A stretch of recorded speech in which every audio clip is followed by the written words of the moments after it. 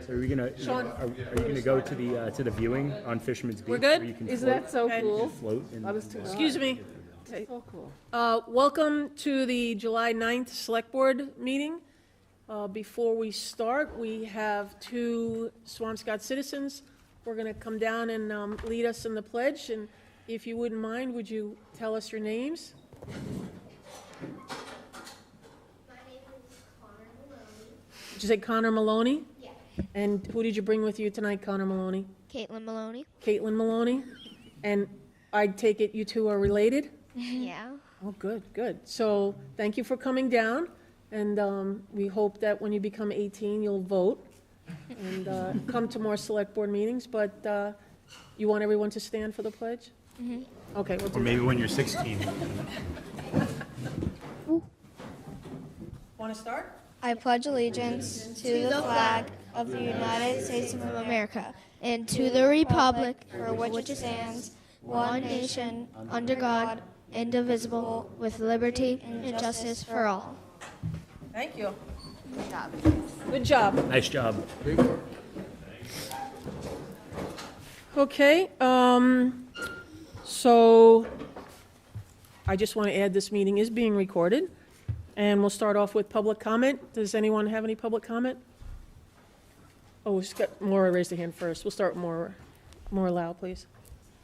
You can just say your name and your address, please.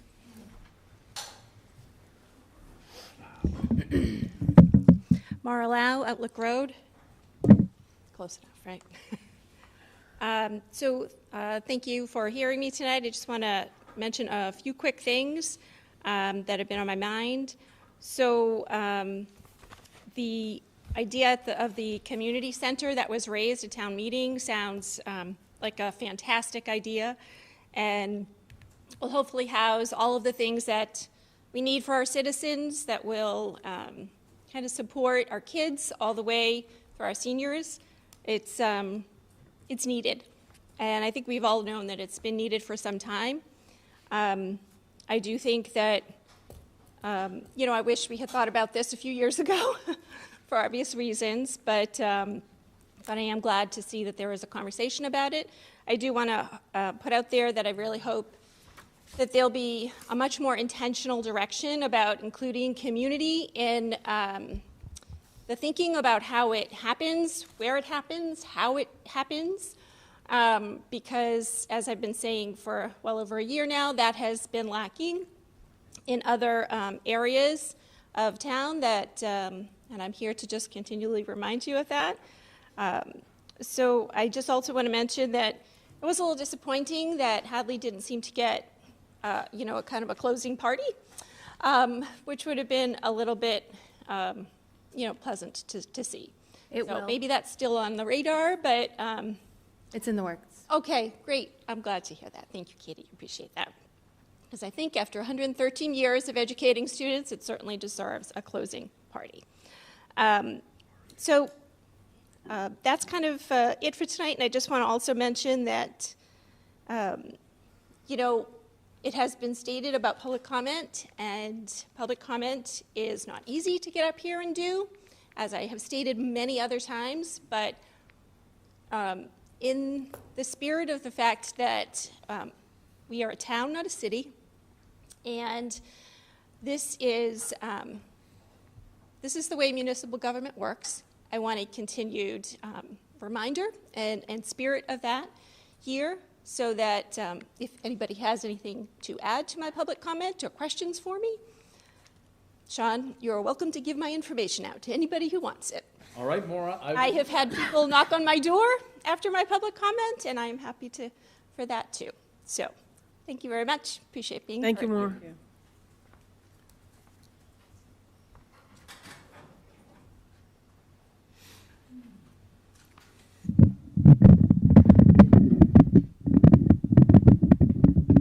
Righty-tighty, right? Okay. My name is Moira, not to be confused with Maura Farrell. I live at 16 Blaney Circle here in Swampscott. And I'm coming here tonight to ask the Select Board what they are going to do about the rats in my neighborhood.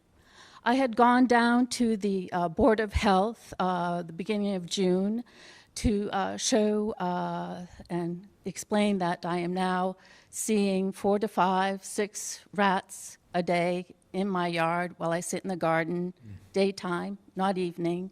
They're larger.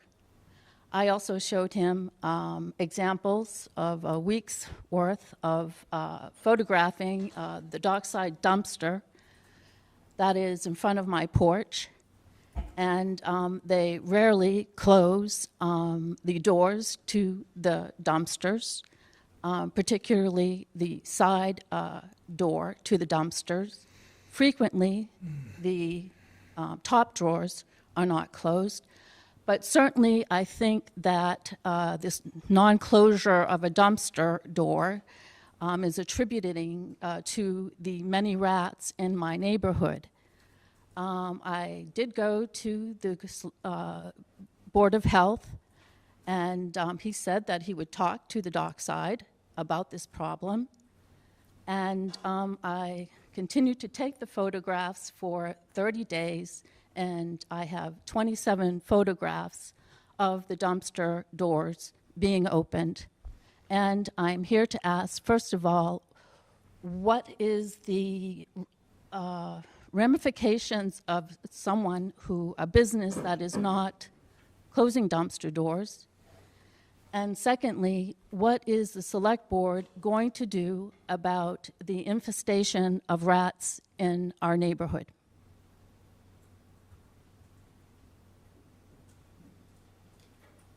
So, Because this is resident comment, we have to keep a policy that we don't comment on here, but I promise you someone will call you tomorrow.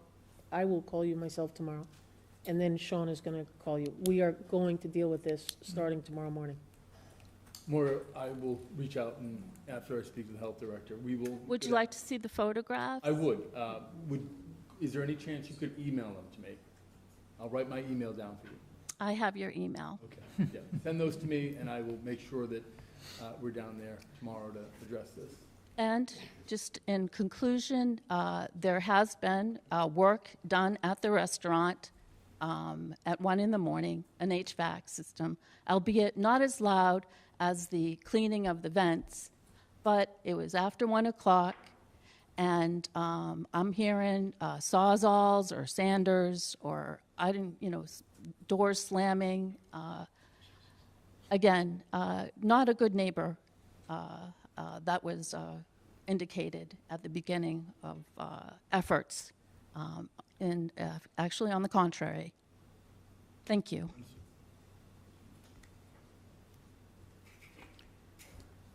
Is there anyone else for public comment? Hi, I'm Rachel Teradash. I live at 71 Middlesex Ave. I'm back to talk to you about Big Blue Bargains. So I'm one of the board members for Big Blue Bargains, and I'm going to remind you a little bit of the history. I know many of you have heard this before, but because I think it's important. So Big Blue Bargains was started back in 2012 by a group of motivated parents who saw a need to supplement the cultural enrichment at the Swampscott Public Schools. They opened a thrift store at Big Blue Bargains. The proceeds of the thrift store all went to cultural enrichment in the Swampscott Public Schools. It was divided up between all the schools. They also got their volunteers from the schools. It was entirely staffed by community volunteers. There was every single person who staffed any part of that was a volunteer. Nobody was paid for their service. During the COVID lockdown, for obvious reasons, they had to close, they lost their space. We started a little over a year ago to try to find a new space to reopen, and with the Select Board's help, we were able to find a location. We opened up at 491 Humphrey. We spent 6 lovely months there. We were just getting back into kind of the groove of everything. We had incredible community participation, incredible donations, a large group of volunteers that were very, very consistent in there, and a couple people that came occasionally. But then in September, that building was sold. So I'm back now I'm sorry, not in September, April. So I'm back to ask the select board, the town, the community to help us find a new space. So just as a reminder, here is what Big Blue Bargains has contributed to since we reopened. We partnered with the Swampscott High School Life Skills program. Students would come in weekly to assist with every aspect of running the store. We created a community where we have everyone from high school students to seniors volunteering together. And if you know those of us on the board, we have many young children between us. 2 of them are adding to that number of young children. So they would also be in there all the time, engaging with all the volunteers and folks who came in to shop. We contributed to the following community causes: the Polar Plunge, the Andrew Keeter Scholarship Fund, Friends of the Swampscott Senior Center, and veteran Sid Novak, Swampscott Elementary School Holiday Fairs, Friends of the Swampscott Public Library, Costumes for the Rec Department's Costume Sale, the Joran Foundation, Peter Cipriano's Coat Mission, Eyeglasses for the Lions Club, the high school's Unified Sports Team, the middle school's book fair, the high school's drama department, and the high school's Washington, D.C. trip. And then the elementary school's field day. We have community members reaching out to us every week asking when we're going to reopen, where we're going to reopen. So the enthusiasm is definitely still there. So I'm back to ask for your help to find our next location. It doesn't have to be where we are forever, but hopefully a place that we can open up even temporarily just to keep sort of the momentum going. We will also be at the farmers market this Sunday with a little pop-up. Some of you may remember we did that last year at the farmers market. So we'll be there this Sunday. We will also be coordinating with the Bentwater Brewing event for the 50/50 raffle. So if you have suggestions, comments, helpful ideas, please feel free to reach out to us on Facebook. There's a Big Blue Bargains Facebook page, on Instagram. But we'd love to hear from anyone in the community with any ideas that you have, or spaces, locations, any leads. So thank you. Thank you. Thanks. Is there anyone else for public comment? Okay, so with that and the indulgence of the select board, would you mind if we go to the consent agenda, because we have the bagel man here, and I would like to get him through the agenda right away, really quick. So actually what we'll do is we'll do the presentation of awards, and then we're gonna pull something out of our consent agenda so that we could get citizens home. So what we'll do is Katie Phelan is the liaison to the Conservation Commission. So with that said, Katie? Okay. We have some lovely recognitions of appreciation to 2 retiring Conservation Commission members. Mary Molly O'Connell, who I think is on Zoom. Yeah. And Jonathan Grabowski. We, in recognition of your extraordinary contributions to the town and to the commission, we would like to celebrate all the efforts you've given to this town, and just appreciate the time and energy you've taken away from your family to serve the town. It's really something that really should be applauded, not just today, but every day, because it's quite a endeavor to contribute so much time and energy. So we just want to convey our appreciation to you and your families.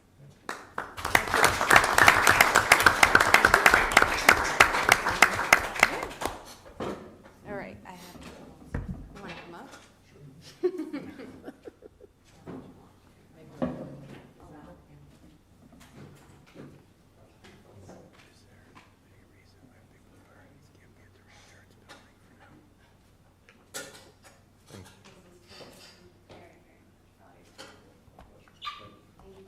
Thank you, Jonathan. Want to say a few words, or then we have Molly's too.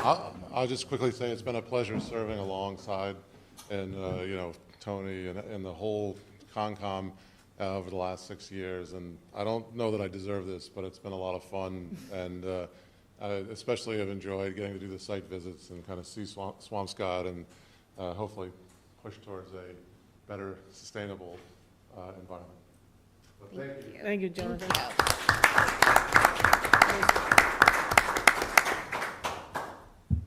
Molly?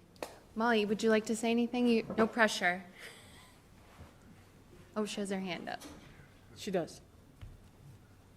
She doesn't know.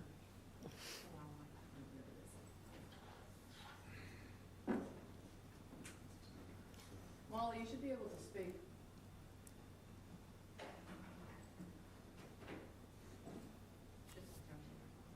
You have to unmute yourself.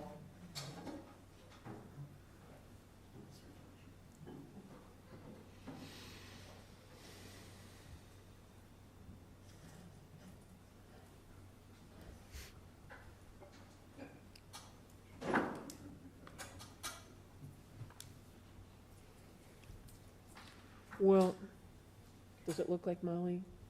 I think. Probably. Molly, if you decide you'd like to say something, just raise your hand and We'll come recognize her. We'll come back to you, Molly. Maybe she wants to do another term. She revokes. She's revoking retirement. Okay, so next, we're just going to jump to the consent agenda, and I'd like to just pull out the meeting minutes, because I didn't get them all into Diane. So if we just go to A, B, and C, we've got Dave Aldrich, Grab the Bagel, got Emmanuel Mendez for employee of Sunrun, and we have Joseph Robinson of Revise. I'd like to pull out B, please. The what? I'd like to pull out B, Sunrun. Emmanuel? Okay. Okay, motion to approve the consent agenda, items A and C. Second. All in favor? Aye. You're all set, Dave. Great. Thank you. Could I say something? You can, real quick. I didn't want to sound self-serving before. So, I would like to say that every minute that I'm in the town hall is a complete pleasure. I get incredible support, and I feel so welcomed, and I'm grateful every minute that I'm doing business in Swampscott. Whether we're donating to the Polar Plunge or the Holiday Fair or the Random Acts of Bagelness at Town Hall, it's a thrill. I got to tell you, it's a thrill. And Mr. Fitzgerald is just a rock star in my eyes. And when we had the opportunity to bring CBS TV, it was not hard to bring the chief, the fire chief, set up at the monument and do that Random Acts of Bagelness. And I made a point to thank the people of Swampscott and what a delight it is to be in this community. So I'm very grateful. I will serve you well. I had a ball at the 4th of July races and met a lot of new people, and I will continue to give back and do whatever we can to support the greater community. So from the bottom of my heart, I thank you. Thank you. Dave. Doug, did you want that off to another meeting, or did you want that separate by I itself? just wanted discussion about it. Okay, so I'm going to leave it for after Cool. the rest of the items, okay? Okay, so now we're going to move to discussion and possible vote on the FY25 water and sewer rates.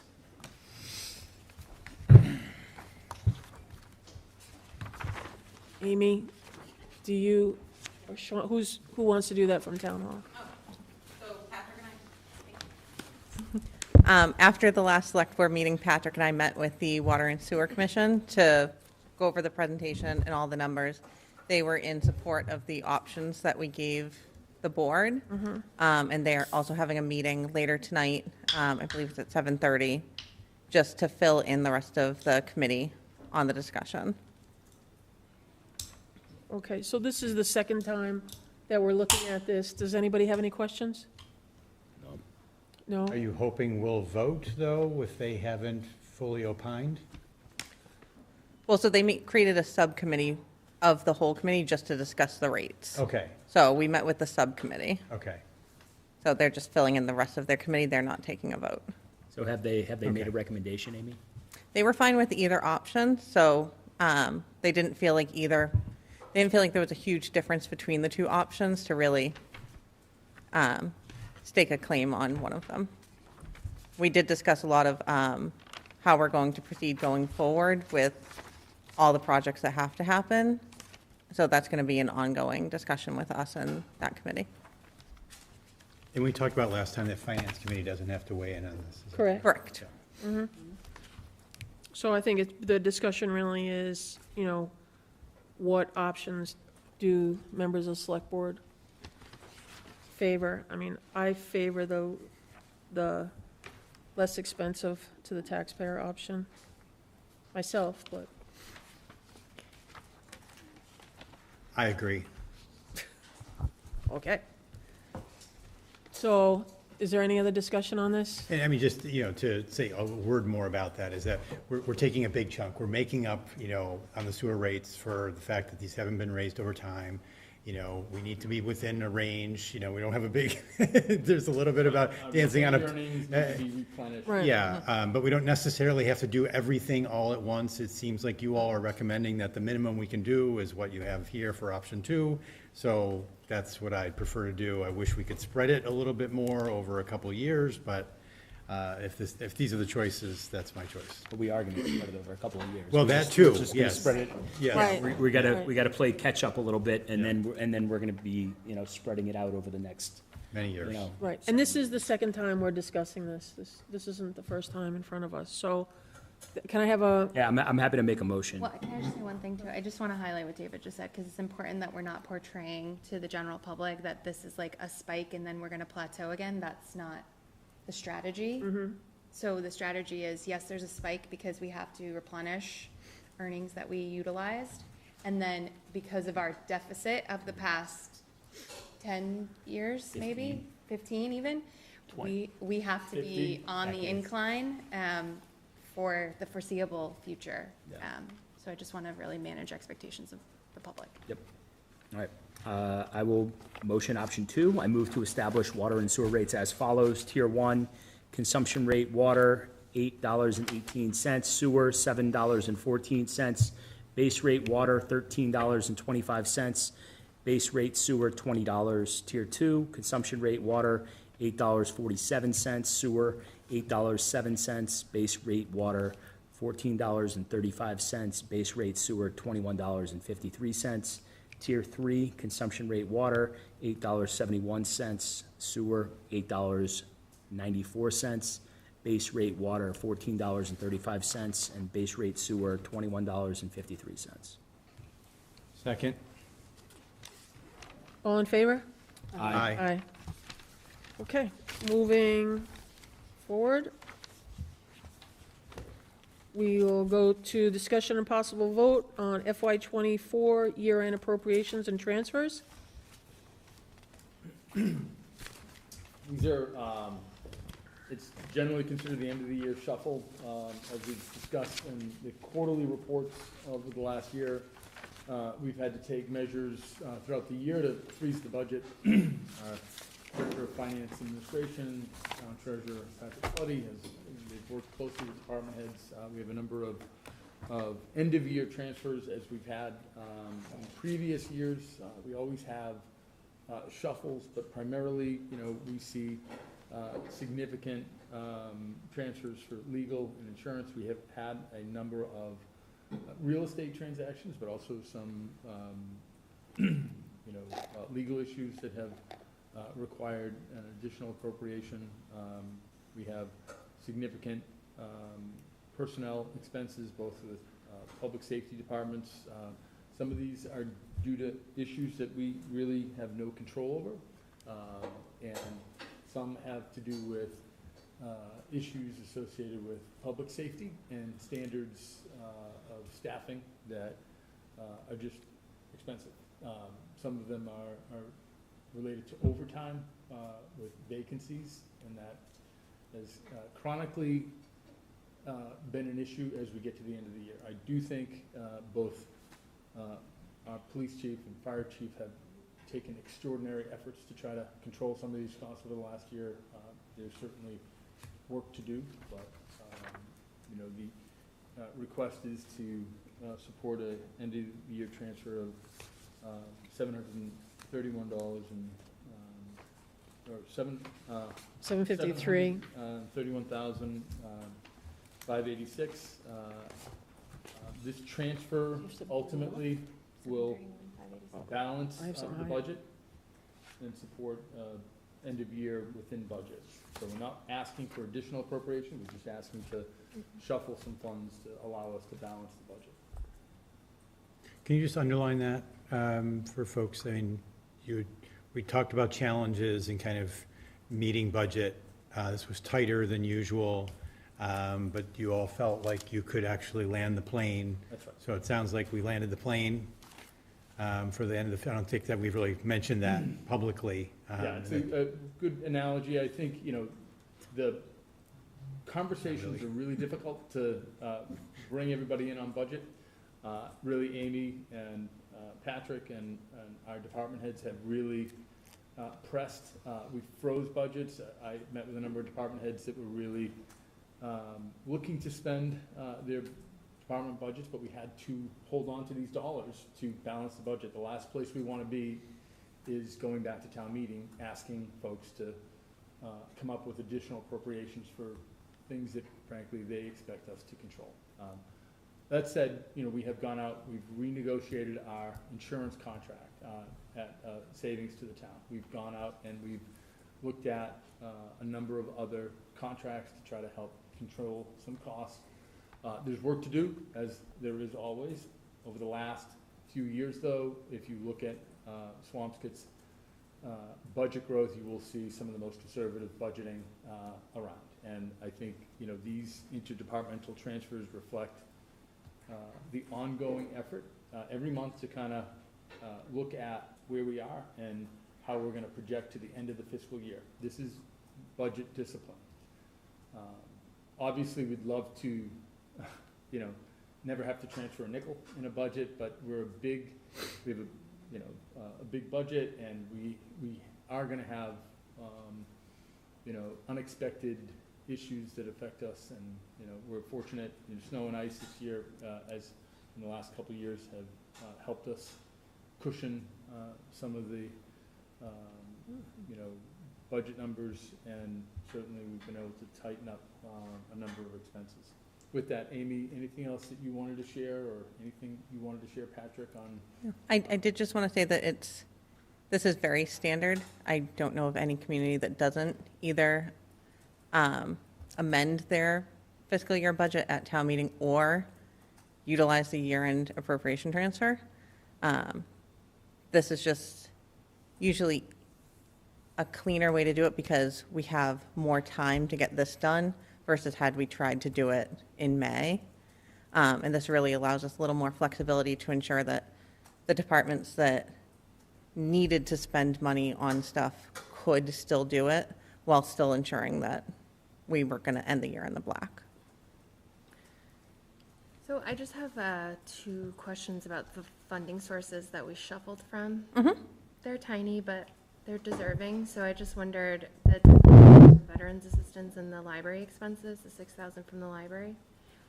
No, so the veterans service, we budget a flat amount that's been consistent over the years, and it consistently has been used. We budget a buffer above what has traditionally been spent, just in case additional veterans move into town. Okay. And therefore are entitled to those benefits. We want to make sure that we have the money available for them. Right. So basically, there's just unclaimed, There was an excess unutilized because benefits. Tailings, unexpended funds that Yeah, we we weren't gonna planned spend. for it. Yeah, every veteran that was entitled to benefits got their benefits. And the library? The library, this was just, they were able to get some grant funding for some of their programming. Okay. So they ended up not needing to spend the general fund portion of it. Okay. And could they not have spent it another way? They have an entire other line for their materials that they are required to spend to maintain state aid. So that's where the majority of that was spent. Okay. But with the staff they had and the calendar that they already had of activities, there weren't additional that they could have done. I feel like we should just at least say, yes, there probably were ways that they could have spent that money, Katie. I want to be completely candid. Every one of these departments would love to spend more money than we can afford, when we have budget pressures, we're one town. And, this is just the general fund side of the town ledger, so it's not the biggest department is the Swampscott School Department. And we've got to make this budget work on the town ledger slide. And we have to have difficult conversations throughout the year to kind of ensure that, we're spending these dollars as carefully as possible. That said, the library does have a lot of wonderful supporters. They have other funding opportunities, and certainly, we appreciate everybody tightening the belt to help us get through this as a team. Amy, what month did you tell departments they had to freeze their budget? We froze the budget in January this year. January. So that means there's a $50,000 from DPW that they couldn't spend, that was in their budget, that I'm sure they needed for multiple things. And then when I look on the side of where money has been sent, I see fire personnel at almost $340,000. And I have to be honest with this board, I am very alarmed by how high these numbers are, and I'm super concerned about what's happening here. I have been involved in town finances for a long time. I think this is the highest I've ever seen it. The police personnel line item, I think this is the lowest I've ever seen it. The police expenses, the 102,300, I'm concerned that number, that at the amount that number is, and why some of those bills weren't taken care of much earlier and reported to us much earlier, because when we looked at the munis reports at the third quarter showed that we were at about 74% of budget, and their budget was within the 74%. So this is, to see this much over in just that last quarter does concern me. Yeah, when my department was made aware of those bills was when I made the town administrator aware of those bills at the same time. So that's something that we've worked with the departments on to ensure that all the bills are being turned over quickly and following the process. So we've already met with the department heads. We also extended an invitation to all of the department heads to sit down at the end of June to start preparing all of their purchase order requisitions and planning their budget for FY25. Okay. And specifically in regards to public safety, I'm working with their departments to put together personnel spreadsheets where we can track out month to month, what they're expecting to spend and what they're actually spending, so that we can see how the trend is going throughout the year, and kind of stop the bleed early if we can. We're also talking about transferring budget monies within the object lines of the budget. So you'll often hear us say overtime's high because there was a vacancy. So on a quarterly basis, we're going to actually adjust the budget for that. So if there was a vacancy for, say, the first quarter, we're going to take a quarter worth of that personnel line and move it into overtime, so that the budget's actually aligning throughout the year with where it's actually being spent. Okay, that sounds good. It sounds good, but that would be more reassuring if the funding source for police or fire was actually their kind of baseline and it was being deployed in overtime. But that's not what we're seeing here, right? So that wouldn't even be before you. Okay, So what's before you is the voted legal lines from town meeting. okay. So any transfer from within, say, like police personnel, it would never come before the Police board. or personnel finance. includes like regular as well as overtime. Yeah, so Or basically, bundled. Okay, if we had a vacancy in, a police patrol position, yeah. we can move internally with just my signature and the police chief's to move that money into the overtime line. Sure, okay. So, What? I was just Still going has the floor. to just follow up. Just unfortunately, the 339, there's no getting around it, right? No. It really sticks out. And you made a comment, Sean, and it would have been ideal if I would have brought this up ahead of time, so you could probably answer it. I doubt you can right now, but do you have any sense of, is this, because the police on some ways I get more, like they've been down, right, and using overtime, and that might be more expensive. I can kind of create a story in my mind. I'm not sure if it's the true story, but with fire, that's kind of less understandable, less clear to me. I know they've been down a little bit. They have been down. But so is this really driven by It the is. fact that your overtime's more expensive? We could or- prepare some analysis to show you, you know, when you have to backfill, you have one position that's out, you know, you're backfilling for that position at that salary plus overtime. And it adds a significant amount. If you are down two, and we've had a number of staff, and unfortunately, these are some serious personnel issues. There are individuals that are out and, you know, out with health issues. These are difficult departments, you know, in terms of the physical and, you know, just the overall impact that public safety has on our staff. And you just have to understand, we're gonna see some significant, you know, overtime and costs associated with these departments. It's not unique to Swampscott, but certainly our efforts over the last few years, I think, Mary Ellen, you raised a good point. You know, the police department has done some things to try to control these costs. And I want to just credit Chief Casada and the police department with really implementing some staffing shifts that have significantly reduced the costs associated with overtime. It's still a big number, and it's a big number that we continue to have to talk about and try to figure out how can we get back to a standard of budgeting, but also managing that, you know, doesn't require us to transfer as much at the end of the year. I think that's the goal here, is to try to appropriate sufficient dollars and try to, you know, get them in a position where they're not freezing the budget in January. Because when we freeze the budget in January, to Mary Ellen's point, $50,000 has to be frozen in DPW. That's parks, that's other things that we need as a community, and we have to do it because we've got structural issues with staffing. And we all know in December, we swore in 7 new police officers. That's going to help. That will help address overtime, but Takes a while for everyone to it move through the does. pipeline and everything, You're sure. not gonna see that until, you know, So I think, first, second quarter of. I'm worried about the fire department. yeah, exactly. So I think it would be to great advantage to both of you if, like, if, you know, these are obvious to you when you see them, right? You know, we should have some description, right? So we're not asking these questions in a way, right? So it's clear right away, boom, boom, boom, you can explain 80% of this, right? Or whatever it is. So now we're kind of here having this conversation, and now we're asking for the explanation after. So just, Understood, yep, we Word can to the wise, I get suppose. some of that insight into Yeah. a spreadsheet so you can see the where from and where to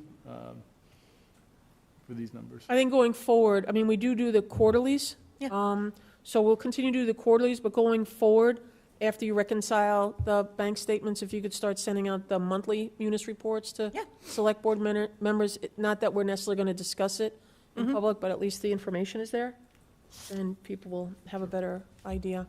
Yeah, we've slightly updated the reporting for this year, so we have an additional report with the revolving funds, as well as I discussed with the finance committee last night, we're on a quarterly basis. I'm also going to send out not only the monthly, but the year-end projection, so that each quarter, because to your point, some things that get paid, say in June, it looks misleading because you're looking at, you're like, oh, they're actually underneath the percentage they should be at this point in the year. I'm not concerned, not knowing Right. that there's, you know, a $200,000 payment that goes out in June. So we've projected that it's going to be over. So I'm going to circulate all of that.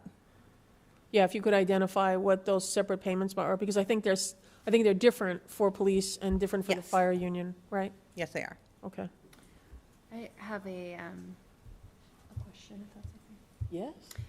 The $200,000 legal insurance line, what are we doing going forward to mitigate that? So we've renegotiated our insurance contract. We've been able to save $50,000 or $30,000 to $50,000 on our prior legal, our insurance contract. We have gone out and we've met with an additional legal service provider. I think we've looked at some options, but, you know, certainly that's something that we're going to have to lean in on. Yeah, I think if we're holding other departments accountable to quarterly or monthly check-ins on, we should be holding ourselves to the same, because I think this is a line item we control insofar as we, the town administrator, Yeah. are the ones often spending in this category. What we cannot control is when things come up and we have to spend the money. That I understand, and that's a wild card because anything can happen at any time, which requires us to seek legal advice, and we should feel free to do so to cover the community. But we could probably be more efficient and smarter about it. Just like we're Katie, asking other to departments. that point, and this is more for the public's benefit than the board or the town administrator, we do have insurance that covers some of the legal claims that come Yep. before the town, so I just don't want public concern that there's just a runaway train of legal expenses. Correct. So our insurance does cover a number of legal defense for us. What is the process? So do we pay a flat fee, or are we just paying every time we pick up the phone? How does this process really We work? pay billable hours for Pay billable hours. town council. Okay. And any special counsel that the board or town administrator seek out for specific purposes, that's negotiated at that time if it's going to be a flat fee. And or has that billable. always been the case, that it's just billable hours? Because No. It's been, A few years ago, we had a retainer. yeah, it's been billable hours for at least the past Okay. 3 fiscal years, I believe. We've been busy. And again, Katie, I hear you. I think, yeah, we've looked at this line and we have a lot of irons in the fire. And so we're a busy community with a lot of busy projects and busy legal fees associated with some of these. I think they mirror some of the major projects that we have, and I think it would be helpful for us to itemize it and really step through and look at, you know, what are each of the projects and each of the employment issues that we've dealt with, and what are those costs, just so we can actually have a really careful idea of, is this a budget that really looks like it's costing us too much money, or is this a budget that actually looks like it's closer to the major responsibilities that we're trying to address? Yeah, I just want to be fair to say, if we have more irons in the fire than we had originally expected, then obviously that dollar amount should increase, just like we're saying when, you know, to shift dollar amounts in the budget to support the things that we are accomplishing. Yeah.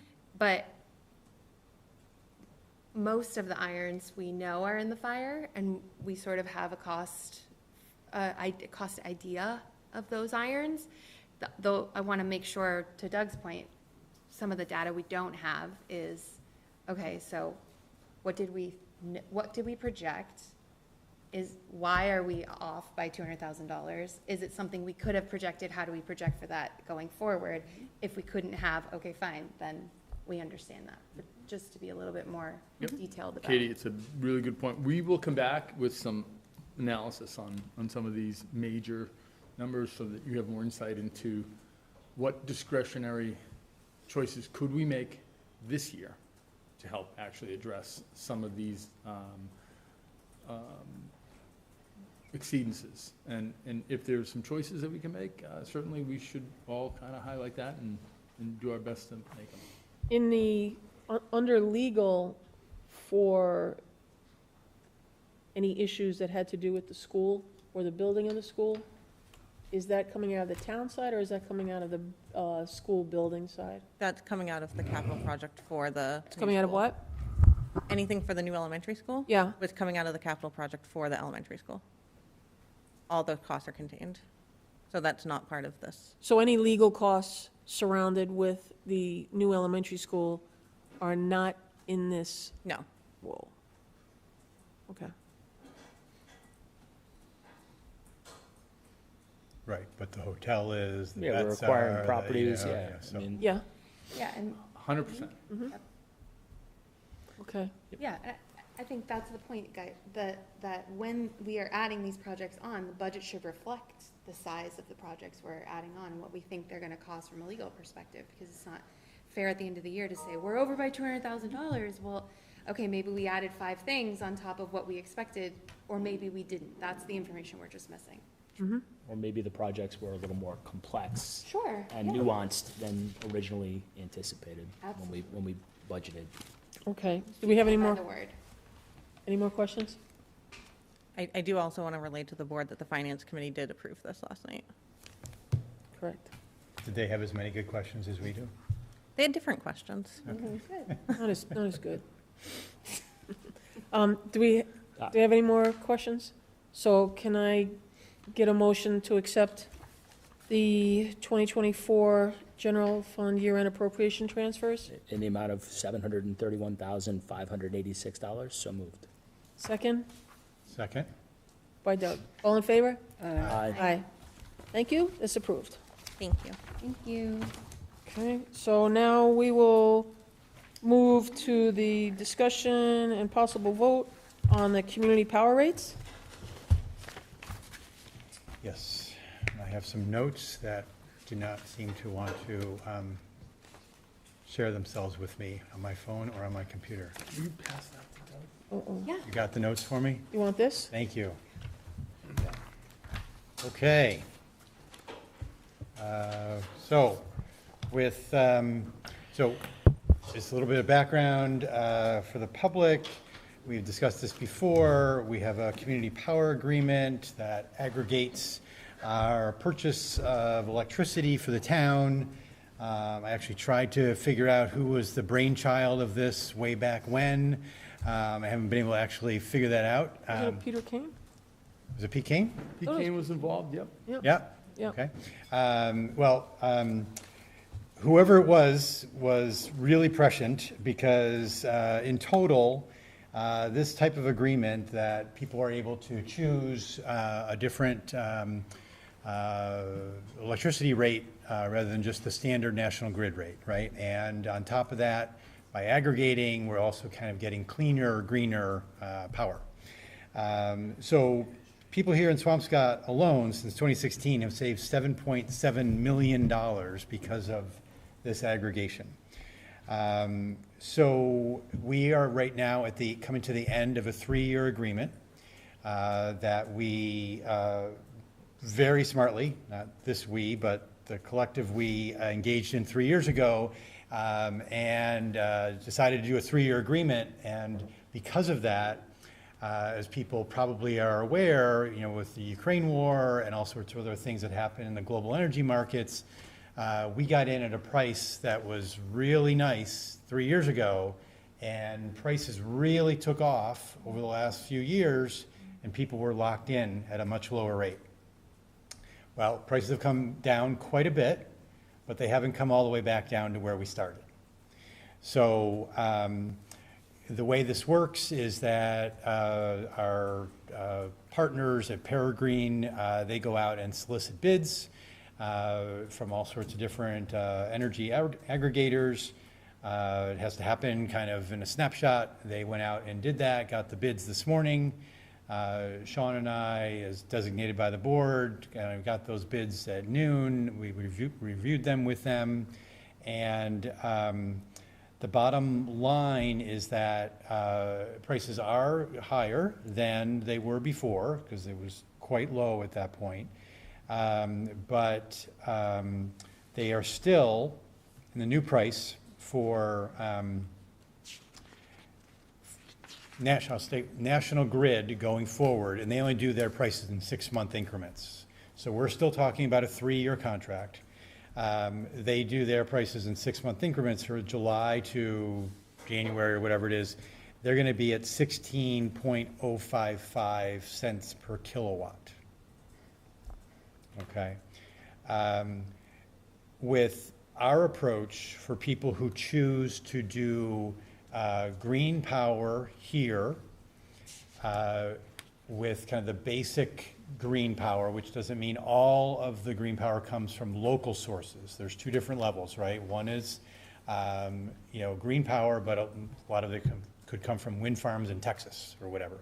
And then there's one that you pay even more if you want green power locally, which ultimately is much better, but it is more expensive.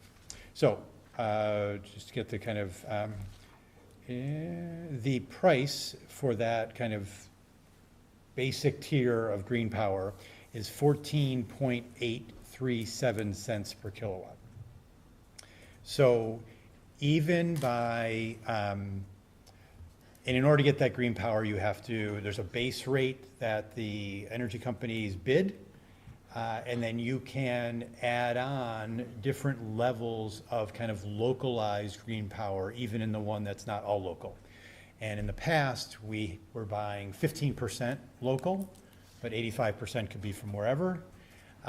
We inched that up. It was like a fraction of a cent, basically, to do that, from 15% to 20%, which put us on par with the vast majority of people in other communities that are doing this. So we're kind of just moving with the general market to say, you know, inching up that green power component. Again, was it like a tenth of a cent or something in order to do that? Step forward. Yeah. So bottom line here is that by doing the aggregation, people have an opportunity to get green power that's 7.6% lower than if they took the National Grid basic service. Okay. That's, and that equates to, for an average residential customer, about $92 in savings per year. So we're not talking about massive shifts here, but $92 is $92. And this is just based upon where rates are today. Yep. So Yep. if rates go up, then savings are greater. Yes, And the alternative could happen. Now, so that is the decision we had to make, because we had a choice of 12-month lock-in, 24-month, or 3-year lock-in. And we had a long discussion about that, and, you know, no one has a crystal ball to know exactly where, you know, energy prices are gonna be in 3 years. But we felt like the last 3 years, it was better to have certainty. And the kind of the escape hatch for anyone is that if the National Grid basic rate really plummets below what this green rate is, people can choose to opt out. Okay, so we lock in kind of on the downside, you know, compared to what it could be if we only, you know, locked in for a year or 2 years, and then we kind of we're back out in the market when it could be going up. We kind of locked in at this level, but then individuals could kind of back out along the 3-year process. They're not, you know, each of us as individuals is not locked in for 3 years, but we have the price as a community locked in for 3 years. Okay. Is there a minimum number of households that need to be on? I within don't this know, aggregated? but that was not part of the conversation, because we have 4,000 people, almost, you know, 4,000 households. Almost everybody is on Is on the savings plan, basically, the green savings plan. There's 30 that are kind of at the super green level, kind of choosing to pay. That's like an extra few cents. It's not nothing in order to do that. So if the National Grid price dropped below our bid price, we are still locked in for 3 years. We are, as a community, Yeah, yes. but individually, you can opt out. Correct. And then there's no penalty to opt back in when the pricing conditions change. Correct. Right. Okay.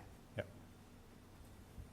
It's a fantastic program. Certainly, Swampscott's been one of the leaders.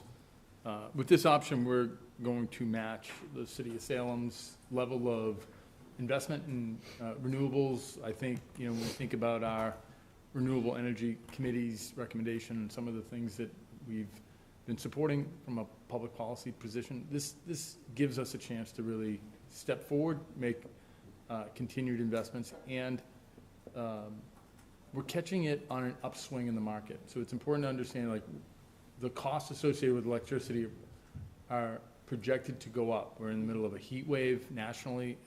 You know, as Doug mentioned, you know, we have the war in Ukraine. We have global demand and supplies under the U.S. Energy Outlook Administration is looking to see, you know, additional stress on energy. And this gives us a chance to have stability and rate certainty. And as a as the town, we're a customer. I want all of the town line items for energy to be stable. I want to be able to have them predictable and steady. So we have 3 years of a pretty reasonable level of expectations. Do we have any questions? The, did we ask our partners who we were consulting with if other towns, I'm not so worried about the rate, because I feel like there's not much to that. It's more the longevity of which we keep the rate. That's probably the more nuanced piece, and that seemed to fall in line with what other communities were doing, did they say? Yeah, we had a robust discussion about that. That was the thing we actually talked about the most. It was really a discussion between 2 and 3 years. Yeah. You know, it's a little bit of like, you know, which way do you want to go? And I give a lot of credit to Sean in the sense of being very concerned about making sure that we weren't putting ourselves necessarily at the whims of what could be out there. You know, it's kind of like the devil you know versus the devil you don't. You know, yes, we're locking in at a higher level than we were at, but, you know, I mean, everything shows that, yes, we're getting more and more green power that's lower cost, but energy demand with AI and, you know, just like so many other factors are leading to, it's hard to imagine in some ways that like we're going to have this surplus of energy supply and prices are going to come crashing down and we're going to be left like, you know, regretting the fact that we locked in at this point. So that was our best, you know, armchair kind of analysis of the global energy markets. So Great. So with that, can the we? last thing I say, can I say one last Sure. thing? An average residential customer in the program will avoid nearly 2,200 pounds of CO2 in each year, which is the equivalent of driving 2,500 vehicle miles. Every single customer, household, just by doing this. Great. All right. So with that said, can we have a motion to approve the community power rates? Do we need to read out the rates? Doug, do you have to say this The- language?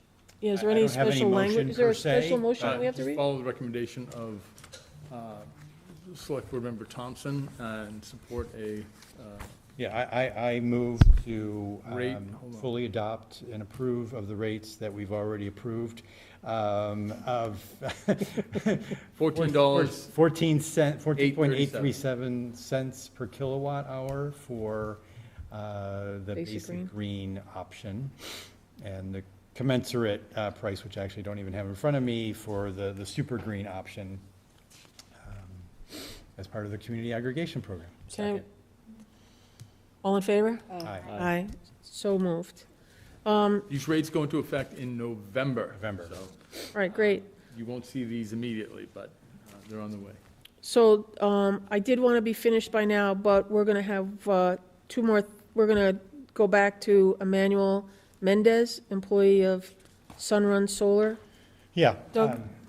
Thank you. So nothing about Emmanuel. I don't know who Emmanuel is, but it's more about, I guess we're under the impression that we accept these folks. And I have nothing to say per se about Emmanuel, about SUNRUN, or anything else, but I just want to be, you know, at least a little PSA about the fact that there is a lot of discussion in the market right now about solar companies that are kind of jumping into the market and flooding with advertising and then disappearing.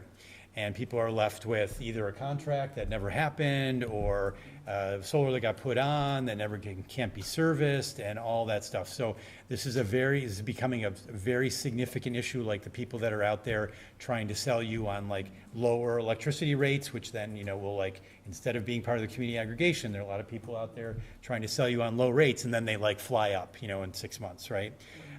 So this is just like a big, as much as 3 people are listening or whatever, that this is a dangerous ball game in some ways that people are playing right now. Not about going solar, all for that, of course, but you really have to think about the quality of the company that you're engaging with. Furthermore, I know that in a little bit of a different context, as part of the Community First program, where we have, it's actually revised, another person that's on that we already approved. We went in front of Lynn City Council to get them to actually go door to door there, and Lynn refused. Yeah. They refused them, and they refused Verizon.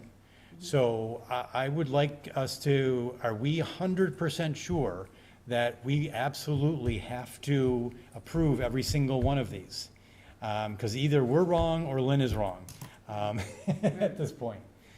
Yeah. Thank you, Katie. So I can go back and we have looked at this a couple years ago. Being mindful of the legal budget. Yeah. We went back, we asked town council, individuals have constitutional rights Right. to Yeah. market. This goes back to door-to-door sales, and With Fuller Brush. when you decide to selectively discriminate based on whatever reason, whether it's public safety or some community basis, it has to be consistent down the line. Every community is different. Lynn has a complicated, Oh, so if we were to say no to everybody, that might be a different Yep, Lynn scenario. may have a policy position that says, Okay. we actually are not gonna support door-to-door in any neighborhood in the city, or, I don't know. Yeah. Is that what they did that night? They said At least no to that night. everyone? Yeah, and I think that is We'd have closer to to what kind it of is. look into that, and I would just caution, if the board is not comfortable voting on that tonight, that we take this up at our next meeting, and just think about this as a policy, because these individuals are all out, they're hustling, and I feel as though, I think the concern from town council was, you may invite a equal protection clause claim that we're not allowing one firm to compete on a level playing field with others if we've already provided that support. Which we have. Yeah. So, Well, we did tonight, because we approved another door-to-door. well, we approved door-to-door just recently, too. Right. Mhm. Yep. But in the consent agenda with the Mhm. bagels, we did. Mhm. So, Well, revise. revise. But they're, even though they're not solar, they're still Yeah. door-to-door, so. Totally, yeah. Well, I guess, I don't want to turn a mountain into I don't want to turn a molehill into a mountain. Molehill Mountain. You got it. Yes, we don't want to make. Yeah. molehills. But, maybe maybe we could talk about putting something in the newsletter or whatever about the. Totally, absolutely makes sense to do that. Okay, Might be helpful to approve this tonight and then come back and talk about coming up Yep. with a policy that says, here's the number, here's what we're comfortable with every month, here's what we're comfortable with every year. And this will be a new policy that says, we're at least gonna have a standard. I think that's what we probably are missing, and I'm happy to roll up a recommendation to the board. okay, so, any more Having questions said all that, on that? So can I have a motion to approve Emmanuel Mendez, employee of Sun Solar, 16 Progress Road, Billerica, door-to-door sales? So moved. Second, Second. and all in favor? Aye. So moved. I want to get into an executive session, so we are going to forego the town administrator's report unless someone has a quick question. I don't know if we have a quick question for the town administrator, or if you want to just call him on your own, okay? All right, and for select board time, if we have quick select board time for anybody? Sure, I have something. Oh, great. So, no, July 4th was awesome in Swampscott. There were races, there were horribles parades, there was a fireworks festival, and I just want to thank all the volunteers, all the town staff, and all the residents for coming out and really making the day, the week, the weekend special. So, thank you. and thank you to the weather. I mean, it was Beauty. just incredible. Yep. I mean, the number of people out, I was down at Fisherman's, it was just outstanding. Okay, and I want to thank, right now, I think the majority of people who do follow what goes on in town realizes that members of the Infrastructure Committee, Dr. Valkley, Liz Smith, and a number of other members Kelly Began. are working very hard at testing the water. People that are involved in the Save Kings Beach have been really supportive, and everybody's working really hard to get those type of numbers and be well-educated onto what bacteria levels look like. So I really appreciate their hard work. They're all volunteers, and they're doing a great job, so thank you. And so with that, we are going to adjourn, and we're going to move into executive session. Motion Thank to you. return. Second. Oh, motion, great, so moved. All in favor? Aye. All right, so moved. Okay.